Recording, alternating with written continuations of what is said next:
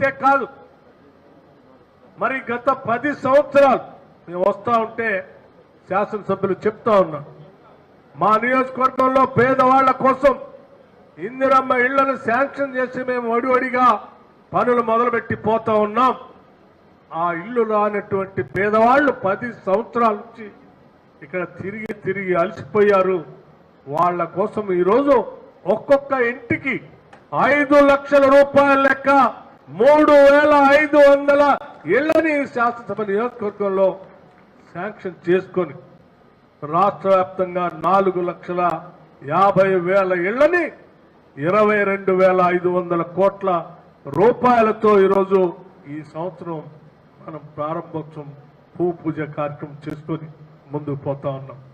అంటే ఇల్లు లేనటువంటి పేదవాళ్ళకి ఆ బాధ ఏంటో తెలుసు. ఇల్లు పొందాలని ఆశించి తరతరాలుగా అసలు ఇల్లే లేకుండా చనిపోయినటువంటి కుటుంబాలు అనేకం గతంలో చూశాం. అటువంటి దుస్థితి తెలంగాణ రాష్ట్రంలో ఇందిరమ్మ రాజ్యంలో ఉండటానికి వీలు లేదన్నటువంటి ఆలోచనతోనే ఈరోజు అర్హత కలిగిన ప్రతి పేద కుటుంబానికి ఇల్లు శాంక్షన్ చేయటమే కాదు, ప్రతి వారం బిల్లులు రిలీజ్ చేస్తూ మీరు కట్టుకున్న దానికి అనుగుణంగా డబ్బులు రిలీజ్ చేస్తూ ముందుకు పోతా ఉన్నాం. భవిష్యత్తులో కూడా మీరు త్వరితగతిన పూర్తి చేసుకుంటూ ముందుకు పోతా ఉంటే ఇందిరమ్మ ఇళ్ల బిల్లుల గురించి ఎవరు కంగారు పడాల్సినటువంటి అవసరం లేదు. ప్రతి వారం మీరు బిల్లు పెట్టగానే బిల్లు వస్తాం. ఇది ప్రజల కోసం ఆలోచన చేసేటువంటి ప్రభుత్వం.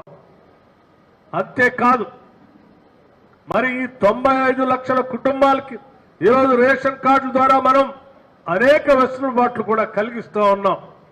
ఈరోజు ప్రతి కుటుంబంలో పేదవాళ్ళు ఆ ఇంట్లో ఎవరికైనా ఒంట్లో బాగలేకపోతే 10 లక్షల రూపాయల వరకు ఈ 95 లక్షల కుటుంబాలు రేషన్ కార్డు ఉన్నటువంటి వాళ్ళంతా 10 లక్షల రూపాయల వరకు రాజు ఆరోగ్యశ్రీ పథకం కింద ఆ ఇంట్లో వైద్యం చేపించుకునేటువంటి అవకాశం ఈరోజు రాష్ట్ర ప్రభుత్వం కలిగిస్తాం.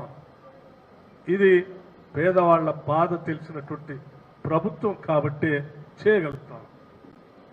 దాంతో పాటు పేదల కుటుంబాలకు సంబంధించి ఇవాళ 200 యూనిట్లు ఉచిత కరెంటు ఇవ్వాలని ఒక ఆలోచన చేసి పెద్ద ఎత్తున 200 యూనిట్లు విద్యుత్ శక్తిని ఉచితంగా రాష్ట్ర వ్యాప్తంగా ఇస్తా ఉన్నాం.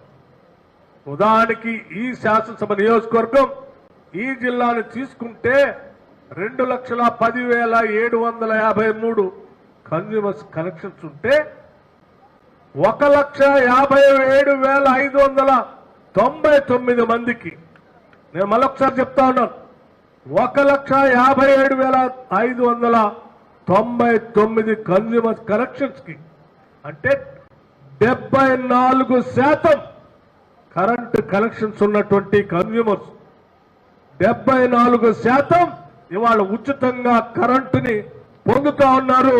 నెల బిల్లు కట్టకుండా మీకు జీరో బిల్లుల ద్వారా రాష్ట్ర ప్రభుత్వం మీ తరఫున విద్యుత్ శాఖ బిల్లులు డబ్బులు కడతాం. మిత్రులారా, ఇవన్నీ ఎందుకు చేయగలుగుతున్నామనంటే ప్రజల ఆశ, ప్రజల బాధలు, ప్రజల సమస్యలు, ప్రజల యొక్క ఆవేదన అర్థం చేసుకున్నటువంటి ప్రభుత్వం కాబట్టి చేయగలుగుతాం. పాలనంటే రాష్ట్ర ప్రభుత్వాన్ని నడిపేటువంటి పెద్దల కోసం కాదు. పాలనంటే ఆ రాష్ట్రంలో ఉన్నటువంటి ప్రజల అవసరాలు తీర్చడం కోసం చేసేటువంటి ఒక ముఖ్యమైనటువంటి పని. ఆ పనిని నిబద్ధతతో ఈరోజు ముఖ్యమంత్రి రేవంత్ రెడ్డి గారు ఈ జిల్లా వాసి ఇక్కడ నుంచే ప్రాతినిధ్యం వహిస్తా ఉన్నారు. కొడంగల్ నుంచి అనుక్షణం ఈరోజు విద్యార్థుల గురించి ఆలోచన చేస్తా ఉన్నాం. పేద బడుగు బలహీన వర్గాలకు సంబంధించిన కుటుంబాలకు సంబంధించిన బిడ్డలు చదువుకోవాలనేటువంటి ఆలోచన, ప్రపంచంతో పోటీ పడాలనేటువంటి తపన ఈరోజు రాష్ట్ర ప్రభుత్వం ఆలోచన చేస్తాం. అందుకే ఇవాళ మనం ఒక young India integrated residential school కి ఈ తాండూరు శాసనసభ నియోజకవర్గంలో భూమి పూజ కార్యక్రమం చేసుకున్నాం. ఇదేదో ఆషామాషి స్కూల్ కాదు ఇది. 25 ఎకరాల ప్రాంగణంలో 200 కోట్ల రూపాయలతో నిర్మించుకునేటువంటి ఈ పాఠశాల ప్రపంచంతో పోటీ పడే స్థాయిలో అక్కడ అన్ని వెసులుబాట్లు కల్పిస్తూ ఇంగ్లీష్ మీడియం ఇంటర్నేషనల్ స్టాండర్డ్ ఈ తాండూరులో ఆ పాఠశాల నిర్మించుకొని భవిష్యత్తులో ఇక్కడ తయారయ్యేటువంటి విద్యార్థులు ప్రపంచంతో పోటీ పడే స్థాయికి ఎదగాలనేటువంటి ఆలోచనతోనే ఈరోజు రాష్ట్ర ప్రభుత్వం 104 స్కూల్స్ ఇటువంటి స్కూల్స్ ఈ సంవత్సరమే శాంక్షన్ చేసుకొని ప్రతి శాసనసభ నియోజకవర్గంలో కనీసం ఒక్కంటికి తగ్గకుండా ఇవాళ మనం ఈ పనులు మొదలుపెట్టుకుని ముందుకు పోతా ఉన్నాం. ఈ పాఠశాల తాండూరు శాసనసభ నియోజకవర్గంలో ఒక గేమ్ చేంజర్ గా రేపటి భవిష్యత్ తరాలకి పిల్లలకి పెద్ద ఎత్తున ఉపయోగపడుతుందని మీ అందరికీ నేను మనవి చేస్తా ఉన్నాను. పాఠశాలలంటే తడికలో, పాఠశాలలంటే తలుపులు లేకుండా ఉండటం, పాఠశాలలంటే కిటికీలు లేకుండా ఉండటం, పాఠశాలలంటే సరైనటువంటి బోధన చెప్పేటువంటి సిబ్బంది లేకుండా ఉండటమో కాదు. వాళ్ళ పాఠశాలలంటే ఏ ప్రైవేట్ ఇన్స్టిట్యూషన్ కూడా ప్రభుత్వ పాఠశాలతో పోటీ పడలేనంత స్థాయిలో ఈరోజు రాష్ట్ర ప్రభుత్వం ఆలోచన చేసి పకడ్బందీగా దీన్ని నిర్ణయం తీసుకొని ముందుకు పోతా ఉన్నాం. ఇది మన బిడ్డలు చదువుకోవటానికి ఈ రాష్ట్ర ప్రభుత్వం వేసినటువంటి ఆలోచన. మీ పిల్లల భవిష్యత్ మా బాధ్యత అని చెప్పి ఈ రాష్ట్ర ప్రభుత్వం నిర్ణయం తీసుకొని వేల కోట్ల రూపాయలు ఈ స్కూల్ కేటాయించి ముందుకు తీసుకొని పోతా ఉన్నాం. ఈరోజు ఆలోచన చేయండి. ఈరోజు రాష్ట్రంలో ఉన్నటువంటి మహిళలు, ఆనాడు మనం ఇందిరా క్రాంతి పథకాన్ని పెట్టుకొని మహిళలందరికీ వడ్డీ లేని రుణాలు ఇచ్చేటువంటి వాళ్ళు.